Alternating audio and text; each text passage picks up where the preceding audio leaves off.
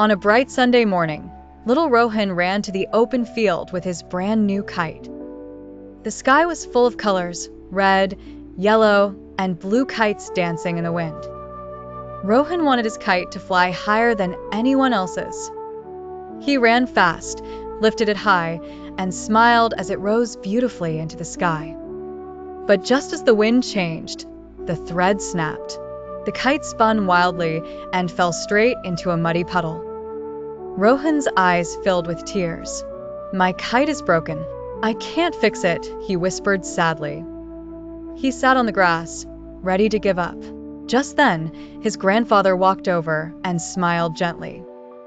"Rohan," he said, "do you know how many times I failed when I was your age? But I never stopped trying. Even the strongest kite needs the wind to test it." Rohan looked at the torn paper and thought for a moment.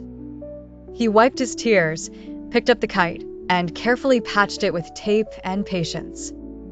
Then he tried again. The kite struggled at first, but slowly it began to fly. Higher, higher, and higher. The smile returned to Rohan's face. He realized that sometimes things break, not to end your dream, but to teach you how to rebuild it stronger.